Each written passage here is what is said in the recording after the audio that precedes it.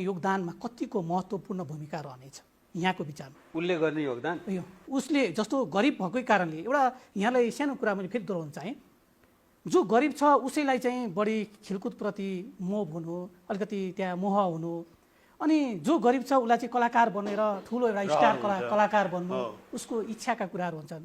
तर उसको गोजीमा पैसा हुँदैन, ऊ पारिवारिक हिसाबमा गरिब हुन्छ होइन, आर्थिक कारणले पनि ऊ गरिब हुन्छ। त्यस्तो व्यक्तिलाई कलाकार बन्नलाई चाहिँ कस्तो अवस्था रहेछ यहाँको दृष्टिकोण? अब यहाँ सुन्नुहोस्, गरिब भएर नै कोही पनि पछाडि चाहिँ पढ्दैनन्। त्यो चाहिँ आफूले आफूलाई हीन भावना लिनु हो होइन।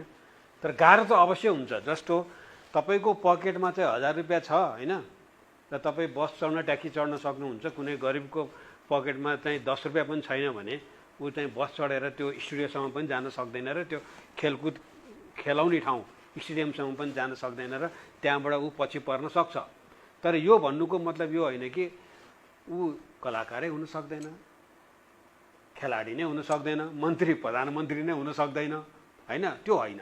तर गाह्रो चाहिँ अवश्य हुन्छ। जस्तो म एक्जाम्पल दिन्छु, हजुरको घर कहाँ?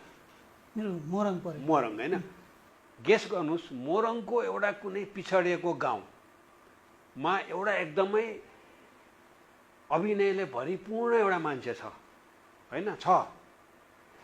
तर उसलाई चाहिँ यति गाह्रो छ कि घाँस बाँस कपासले गरेर ऊ काठमाडौँसम्म आउनै सक्दैन। र सबै प्लेटफर्म कहाँ छ भन्नुहोस् त अहिले? राजधानीमा छ, सेन्ट्रलाइज छ होइन। ऊ यहीँ आउन सक्दैन, र त्यहाँ गाउँमा मात्रै उसले नाचेर नौटङ्की देखाएर त केही हुँदैन नि, एक्टिङ गरेर टिकटकमा फेसबुकमा राखेर मात्रै त भएन। उसलाई एक्चुअल प्लेटफर्म तपाईँको जस्तो यो र कुनै टेलिभिजन कुनै सिनेमा कसैले कुनै डाइरेक्टर त भेट्नु पऱ्यो नि होइन। हो त्यहाँसम्म आउने उसको गोजीमा पैसै छैन भने उसको लागि सबभन्दा ठुलो विडम्बना त्यही हो। तर मैले यहाँ केही विषयमा अलिकति जान्न चाहेँ। के थियो हिजोको दिनमा पैसा नभएर अभिनय गर्न नसकेको अवस्थाहरू या पैसै नभएका कारणले यहाँलाई भएका पीडाहरू केही छन्? एकदम तपाईँले थाहा पाएको जस्तो गरी सोध्नुभयो होइन। जस्तो सडक नाटकबाट सुरु गर्छु म होइन। मैले जहाँसम्म सुने हजुर पनि कलाकार हो, कुनै बेला सडक नाटकमा खेल्नु भएको थियो। हामीले सर्वनामबाट सडक नाटक खेल्यौँ, अशेष मल्ल थियौँ, त्यसपछि हाम्रा साथीहरू सरोज कनाल, सुनिल पोखरेल सबै सडक नाटकबाट आयो। हामी त्यति बेला हामी गोजीबाट पैसा निकाल्थ्यौँ होइन, र खेल्थ्यौँ। सडक नाटक किन खेल्यो भन्नु त हामीले? के सडकमा चाहिँ गएर रहर हो र? होइन, पैसा नभएर। हामीसित रङ्गमञ्च हायर गर्ने पैसा थिएन, मेकअप गर्ने लिपस्टिक पाउडर लाउने पैसा थिएन, हामीसित वस्त्र लाउने पैसा थिएन नाटकको लागि चाहिने। अनि कसरी गर्ने त, आफ्नो अभिनय कसरी देखाउने भनेपछि हामीले के छलफल गऱ्यो भने अब फ्रीमा देखाउने, सडकमा गएर देखाउने, पैसा चाहिँदैन भनेपछि अनि हामीले त्यसरी सडक नाटक सुरुवात गरेको हो होइन। हाम्रो अवस्था त्यो थियो। र मेरो भन्नुहुन्छ भने म काठमाडौँको मान्छे हो, म जमलमा जन्मेको हो, हामी राम्रो परिवारको हो, तर हाम्रो परिवार धेरै होइन। र मलाई पनि दुःख थियो होइन, म पनि पसलै थापेर आएको मान्छे हो, दुःखै गरेर आएको मान्छे हो, र यहाँसम्म आइपुगेँ होइन। यदि मसँग पनि त्यति बेला पैसा भए म पुना इन्स्टिच्युटमा जान्थेँ होला, बम्बई होइन, पुनामा बम्बईमा जान्थ्यौँ होला होइन, अथवा त्योभन्दा ठुलो प्लेटफर्ममा गएर ट्रेनिङ लिएर उतैको आर्टिस्ट उतैको डाइरेक्टर हुन्थ्यो होला। त्योबाट त म पछाडि परेँ नि होइन। तर I'm happy, I'm celebrity in Nepal. यहाँलाई मैले एउटा हरेक व्यक्तिलाई सोध्ने प्रश्न हो, के गरिबले न्याय पाएका होलान् नेपालमा यहाँले हेर्दाखेरि? एकदम गाह्रो प्रश्न हो। सबभन्दा न्याय नपाउने नै गरिबले हो नि, किनभने उनीहरूको पहुँच हुँदैन, उनीहरूसित पैसा हुँदैन। दुईवटा चिज चाहिन्छ क्या न्याय पाउनलाई, कि पहुँच हुनु पऱ्यो, अर्को पढ्नै चाहियो, पैसा चाहियो। दुइटै नभएपछि त न्याय कसरी पाउँछन्? मैले यहाँको चाहिँ अलिकति यहाँकै विषयमा गएँ।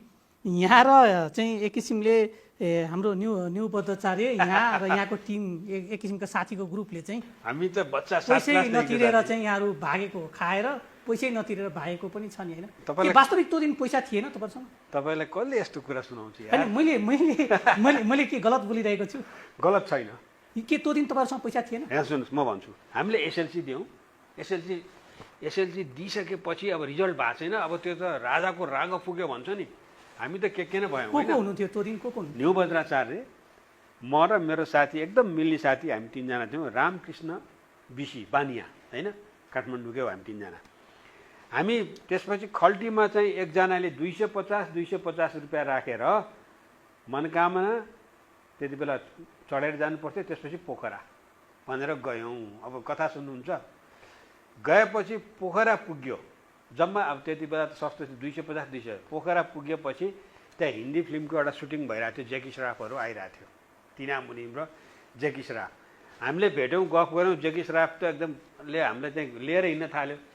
हामीलाई पनि के नै भयो, खल्टीबाट पैसा सिद्ध्या थाहा छैन, पैसा सिद्धियो। तर हामी बाटो भएर के गरिसकेका थियौँ भने काठमाडौँ पोखरा काठमाडौँको टिकट किनिसकेका थियौँ, तर बिचमा खाने त पैसा छैन।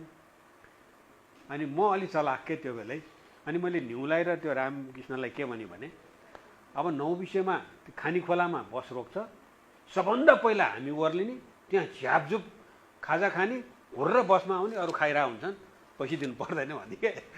हामीले त्यही गऱ्यौँ होइन। स्वाइँ खायौँ, खाएपछि घुरेर बसमा आएर बस्यौँ, नथापास गरी के पनि नखास गरी सोझो भएर बस्यौँ। अरूहरूले खाए त्यो हुलमा पैसा तिरे, अनि हामी त्यसरी अब त्यो भाग्या भन्ने कि पैसा नभएर लाचारी बिचरा भएर आयो भन्ने के थाहा छैन मलाई। अब मैले यहाँलाई यो कुरा किन गर्न चाहेँ भने पैसै नभएर कलाकार बन्छु भन्ने व्यक्तिहरू पनि धेरै छन्। उनीहरूसँग प्रतिभा छ, तर आर्थिक पक्षमा उनीहरू कमजोर छन्। ती व्यक्तिहरूले वास्तविक कलाकार बन्न सक्छन्? कसरी बन्न सक्छन्? पैसा छैन नि। जस्तो के हुँदो रहेछ भने अझ फिल्म बनाउनु पर्यो भने या चाहिँ कुनै कार्य गर्नु पर्यो, यहाँहरूको एक किसिमले भन्नुहुन्छ भने त्यहाँ लगानीकै कुराहरू आउँछ। कसले लगानी? एकदम पैसै नभए मान्छेले उसित क्षमता पनि छ भनेर एकैपल्ट सिनेमाको ड्रिम सपना त देख्नु भएन नि। सपना भनेको त्यो देख्नुपर्छ कि आफूले पुरा गर्न सकोस्। अवसर पाउँदैन नि, पैसा नभए। जस्तो म तपाईँको अहिले चाहिँ एउटा कार 8 लाखको 10 लाखको कार किन्न क्षमता होला, त्यो सपना देख्ने नि। तपाईँले अहिले हेलिकप्टर किन्ने सपना देख्नुभयो भने त पुरै हुँदैन। त्यो कार चढ्ने नि पहिला भन्नु खोजेको। त्यो जुन अभिनय गर्ने मान्छेको भन्नु भने गरिबको अभिनयमा चाहिँ केही पनि रोक्दैन हेर्नुहोस् पैसाले। उसले अभिनय गरेर राम्रो गर्यो भने कुनै पनि डाइरेक्टरले लिन्छ, कुनै पनि टेलिभिजनले लिन्छ, यहीँ एउटा प्रोग्राम देला, उसको पहिलो प्लेटफर्म त त्यो हो नि होइन। तर मेहनत त गर्नुपर्छ हेर्नुहोस्, लाग्नु त पऱ्यो नि। तर उसले अहिले नै सिनेमा बनाउँछु, टेलिभिजन स्टेसन खोल्छु भन्दाखेरि त्यो चाहिँ अलिक गाह्रो होला। यो उजु डार्लिङ भन्ने जुन तपाईँले 600 भाग त यहाँले प्रोग्राम चलाउनु भयो। चलाएँ। It is longest talk show in South Asia, not only in Nepal. यो कन्सेप्ट कसरी सिर्जना भयो? यो त साधारण व्यक्तिले सोच्नै नसक्ने कन्सेप्ट यहाँले ल्याउनु भयो। किन भन्नुहुन्छ भने आजसम्म तपाईँलाई त्यही सब्जेक्टले तनाव भइरहेको छ। हो, मलाई जसले पनि सोध्ने प्रश्न हो र यो सोध्नु पनि पर्छ। म भन्नु, मैले धेरै कार्यक्रम गरेँ होइन। अब धेरै गरेपछि मलाई एउटा के रह्यो भने अब एउटा टक सो चलाउँछु भन्ने एउटा दिमागमा गयो के। तर मैले यसो सोचेँ, टक सो भनेको के हो भने यो हो नि, टक सो के पनि होइन। चाहे एफएम, चाहे CNN, चाहे BBC होइन, चाहे जुनसुकै च्यानल हो संसारको, चाहे नेपालको होइन, दुईवटा चेयर हो।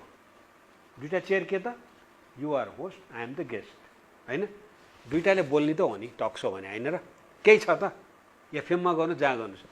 अनि मलाई वाक्क भयो, योभन्दा भिन्दै किन नगर्ने? टक सो यस्तो होस् कि टक सोलाई टक सो नभनी कुनै गेस्ट आउँछ भनेर होइन कि त्यो पात्रलाई हेरोस् मान्छेले भनेर मैले चाहिँ एकदमै दिमाग खेलाएँ। मलाई चाहिँ के हुन्छ भने अहिले पनि राति निन्द्रा नलागेपछि म 12-1 बजे उठेर म सोध्छु के कार्यक्रमहरू र प्लानहरू। म जुरुक्क उठी राति सोचेर मैले 3टा कन्सेप्ट सोचेँ त्यो बेला है। 3टा कन्सेप्ट सोचेपछि मैले प्रोड्युसरलाई फोन गरेँ, यसलाई तुरुन्तै आउनु भन्ने गएपछि मैले 2टा कन्सेप्ट सुनाएको, 8 गर्नु भएन उहाँहरूले। कम्युनल थियो त्यो बेला, माओवादीको जगजगी थियो, त्यही विषयको थियो के। म 8 गर्छु भन्ने होइन, म त नडराउने। त्यसपछि मैले यो सुनाएको झनै 8 गर्नु भएन। ओहो यो त हुँदैन, यो त हाम्रो समाजमा त पत्दैन, यो त गर्नै सक्दैन भन्नुभयो क्या। अनि मैले उहाँलाई एउटै शब्द भने, I am ready to die भनेको उज्जवल मर्न तयार छ र कुनै उजु भएर आउँछ, नाम एउटा ल्याएको थिएनौँ। त्यसरी गरेको यो च्यालेन्जिङ। तपाईँलाई त गाह्रो भयो होला नि, परिवारबाट पनि गाह्रो भयो? मलाई परिवार, मेरो छोरा, मेरो दाइ, यहाँलाई त अझै पनि शङ्का गरिन्छ कि अहिले तपाईँकै यहाँ स्टुडियोमा उज्जवल भण्डारी चाहिँ अहिले पनि के हो भन्ने प्रश्न चाहिँ धेरैलाई लाग्छ कि आजको दिनमा। अहिले हजुरकै अफिसमा भेटेँ एकजना, उहाँ पनि कन्फ्युज हुनुभयो मसित।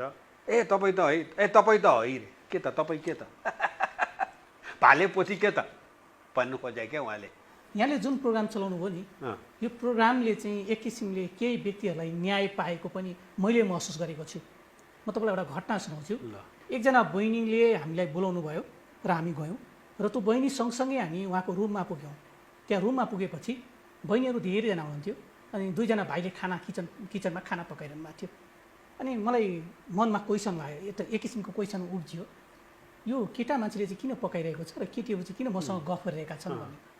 त्यो चाहिँ के रहेछ भने लिङ्गको हिसाबले त्यो फरक रहेछ है। र उहाँको पीडा जुन थियो, उहाँले के भन्नुभयो भने हिजो छोरो म जन्मिँदाखेरि मेरो बुवाले हरेक कुरामा खुसी मान्नुहुन्थ्यो हुनुभयो होइन, छोरा जन्मियो भनेर एक किसिमको खुसी थियो। बिस्तारै बिस्तारै ममा परिवर्तन हुँदै गयो र मलाई बुवाले घरबाट निकालिदिनु भयो, किनकि त्यो समाजमा बस्ने खालको माहौलै भएन। यसको छोरा त यो भयो भने।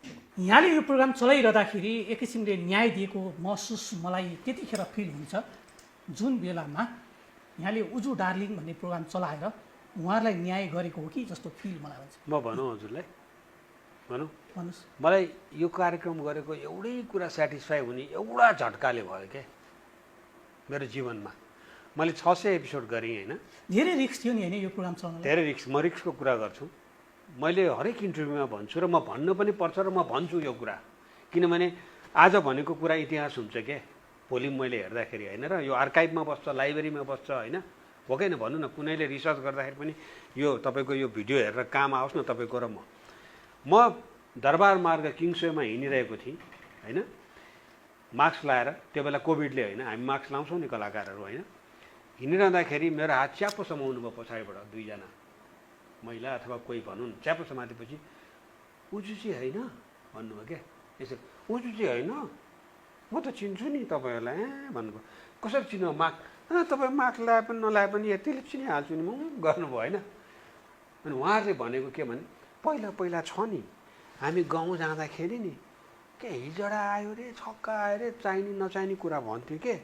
अहिले त उजु डार्लिङ गरेपछि त सबैले डार्लिङ आयो भन्छन् रे। हेर्नुहोस् त, मैले उहाँहरूलाई डार्लिङ त बनाएँ नि होइन र, शब्दले नि। डार्लिङ भनेको त सबैको प्रिय हो नि।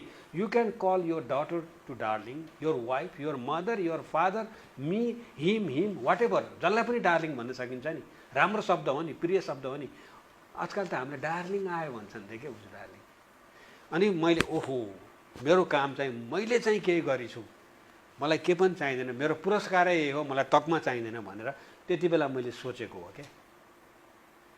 धेरै गाह्रो भयो होइन यहाँलाई प्रोग्राम गरेपछि? किनकि यहाँको छोराले पनि स्कुलमा चाहिँ बुवा स्कुल नआइदिनुहोस् भन्थ्यो भन्ने कुरा आएको छैन। हो, पहिला भर्खर प्रोग्राम सुरु गरेँ त्यति बेला म वनस्थलीमा बस्थेँ।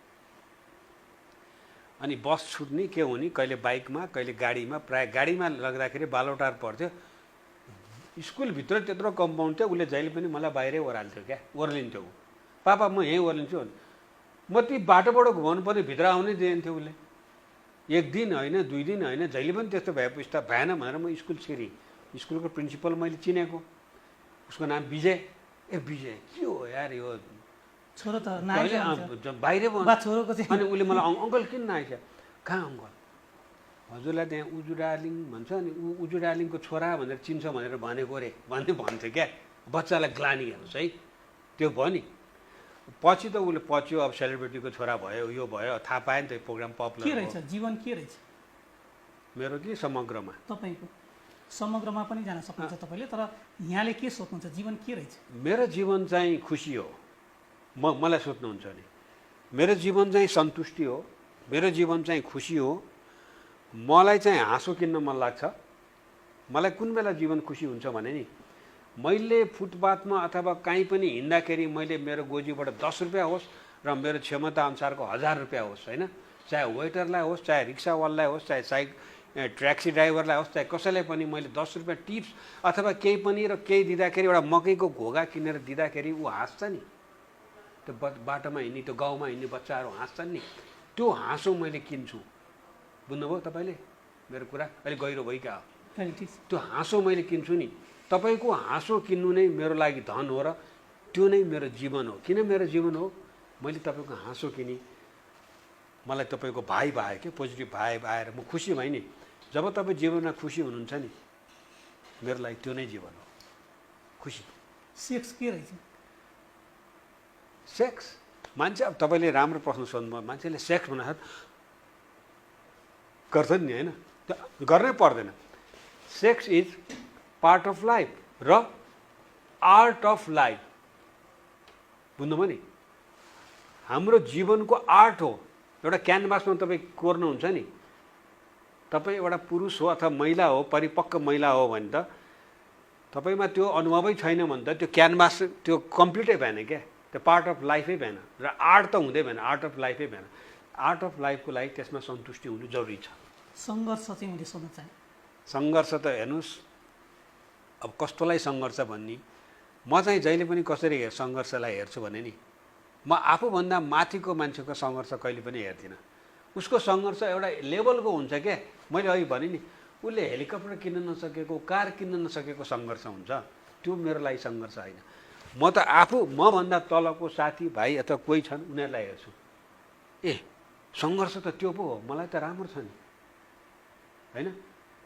सङ्घर्षको लेभल सबैको हुन्छ। हेर्नुहोस् है, तपाईँको एउटा बाटोमा हिँड्ने मकै पोल्ने दाइकोदेखि लिएर, होइन, बिल गेट्सको पनि आफ्नै सङ्घर्ष छ। हाम्रो प्रधानमन्त्री केपीजी ओलीको आफ्नै सङ्घर्ष छ, मेरो आफ्नै छ, तपाईँको आफ्नै छ। त्यो सङ्घर्षलाई कसरी ट्याकल गर्ने त्यो मात्रै हो। 600 भागसम्म प्रोग्राम चलाइसकेपछि यहाँ त एक किसिमले नेपाली जनताले मन पराएको व्यक्ति, नेपाली टेलिभिजनका दर्शकले मन पराएको व्यक्ति किन यहाँले चाहिँ नेपालै छोडेर विदेशिनु पर्यो? म छोडेको छ र नेपाल, अहिले त युएसमा बसिरहनु भएको छ नि। हेर्नुहोस् यस्तो छ, होइन? म तपाईँलाई एक कुरा, राम्रो प्रश्न हो। म किन गएँ, मलाई कुरामा कहिलेकाहीँ ग्लानि पनि हुन्छ। त्यही भएर म धेरै समय विदेशमा अमेरिकामा भए पनि नेपालमै छु, मैले कार्यक्रम यहीँ गरिरहेको छु, मेरो व्यापार यहीँ छ, होइन? म जहिले पनि के सोध्छु भने मलाई यो देशले जन्मायो, मेरो सम्पत्ति भनेको मेरो फ्यानहरू हो, मेरो सम्पत्ति भनेको नेपाली जनताहरू हो। उनीहरू नभएको भए म धनी हुन्न थिएँ। धनी भनेको म सेलिब्रिटी हुन्न थिएँ, होइन? त्यो अर्थमा धनी भनेको। र उनीहरूको लागि मैले न्याय गर्नुपर्छ र म त्यसको लागि जहिले पनि कार्यक्रम गरिरहेकै हुन्छु र गर्छु पनि। र मलाई यो कुरा चाहिँ कहाँ खड्किन्छ भने म जब विदेशमा हुन्छ नि त्यति बेला चाहिँ खड्किन्छ। झसङ्ग हुन्छु कहिले, म त उनीहरूको लागि हो नि, मलाई जसले बनाएको उनीहरूलाई छोडेर आएँ नि। तर हामी जहाँ भए पनि गरितरा हुन्छौँ नि, होइन र? देशको लागि के छ यहाँको योजनाहरू? फेरि नेपाली अब छ, यहाँ त विदेशै जान खोज्दै हुन्छ फेरि पनि, होइन? जान त परिहाल्छ। हेर्नुहोस्, मेरो डकुमेन्टेसनै त्यस्तो छ, होइन? तपाईँलाई थाहा छ नि, म बेला बेलामा छिरिरहनु पर्ने हुन्छ, जाने आउने गरिरहनु पर्ने हुन्छ, होइन? अब व्यापार यतै छ, होइन? अब मैले उजुडालिङ पो बन्द गरेँ, मैले अरू त मेरो दिमागमा कतिवटा प्रोजेक्ट छ नि, गर्छु म। मलाई एउटा कुरा चाहिँ यहाँसँग फेरि पनि गर्न मन लाग्यो। के लाग्छ, जस्तो अन्तर्वार्ता लिइरहेको व्यक्तिलाई चाहिँ आज मैले यसरी केही क्वेसनहरू गर्दाखेरि कस्तो फिल भयो यहाँलाई? जस्तो यहाँले त धेरैजनासँग बसेर यसरी नै गफ गरिरहनु भएको थियो। मलाई कस्तो हुँदो रहेछ भने नि, कस्तो फिल? कहिलेकाहीँ चाहिँ म तपाईँले कुरा गराउनु भएको छ, म उजुडालिङ भएर तपाईँलाई सोधिरहेको हो कि जस्तो पनि हुँदो रहेछ क्या।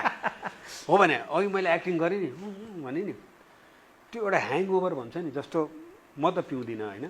पिउनेहरूले बेलुका टन्न पियो भने भोलिपल्ट बिहानसम्म ह्याङओभर हुन्छ। त्यो ह्याङओभर हुन पनि पर्छ, अन्त किन पिउने? जस्तो मलाई पनि त्यो आर्टको ह्याङओभर छ क्या, उजुडालिङको। तपाईँले बोलिरहनु भएको छ नि, सोधिरहनु भएको छ नि, मेरो यसो हेर्छु क्या, मेरो बस्तर त यस्तै छ, यसरी सोध्ने हो कि कतै मैले पोसाक पनि त्यही त लाएको छैन भनेर हेर्नु हेर्ने होइन? त्यो ह्याङओभर हो, त्यो छ ममा, त्यो हुन्छ। के भन्नुहुन्छ?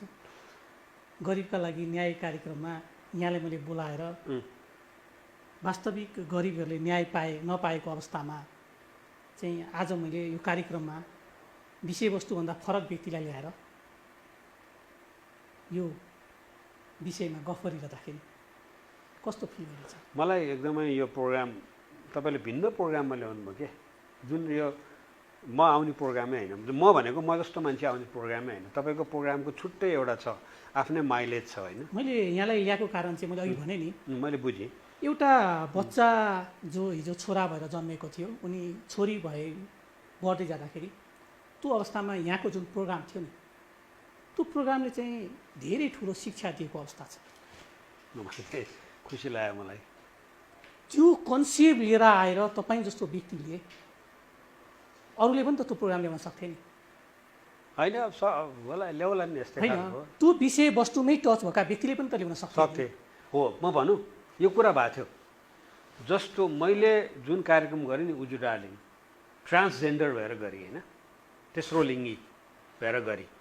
तर कुनै पनि तेस्रो लिङ्गी मान्छे होइन हो कि न, ट्रान्सजेन्डरै भएर उजु डार्लिङै भएर गऱ्यो भने त्यो प्रोग्राम चल्दैन। हेर्नुहोस् किन हेर्ने? म उज्जवल भण्डारी पहिले सेलिब्रिटी एउटा आफ्नो नाम सबै मेटाएर आफ्नो एकदम डर त्यस्तो च्यालेन्जिङ कार्यक्रम गरेर म एकदम गरे भएर पो हेरेँ त।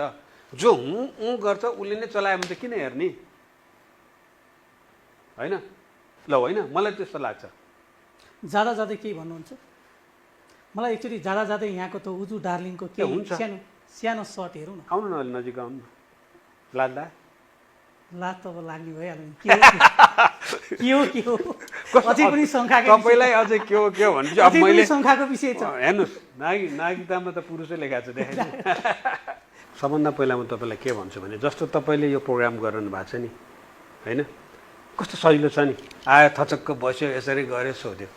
उजु डार्लिङ त्यो होइन, कतिवटा कुरा गर्नुपर्छ। एउटा चाहिँ गेटअपको, एउटा बसाइको, एउटा स्वरको। सोध्ने प्रश्न त दिमागमा छ। हेर्नुहोस्, पहिला महिला कसरी बस्छन्? महिला यसरी बस्छन् त? बस्दैन नि। महिला बस्छन् यसरी।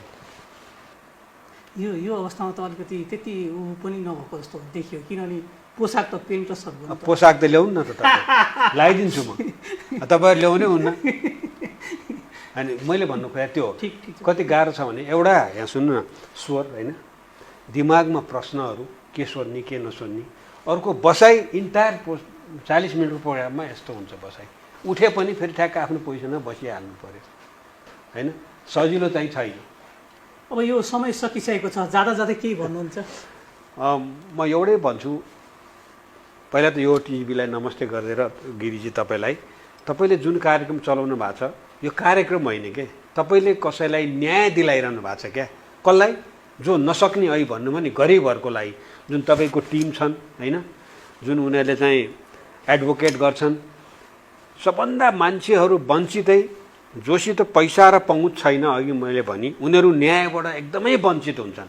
जुन काम चाहिँ सरल तपाईँले बनाइदिनु भएको छ र तपाईँलाई नमस्ते यो कार्यको लागि चाहिँ, र यो टेलिभिजन र सम्पूर्ण दर्शकलाई मैले यहाँबाट बिदा लिएँ। यहाँको अमूल्य समय मलाई जुन दिनुभयो यसको लागि मैले धेरै धेरै धन्यवाद दिन चाहेँ यहाँलाई। हस्, नमस्ते।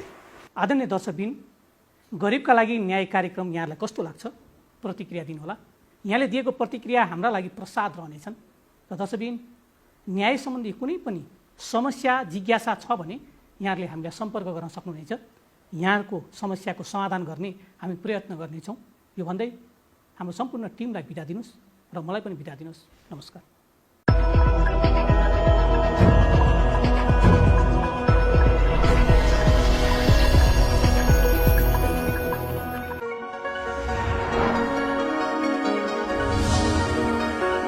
You are watching Yoho Television HD.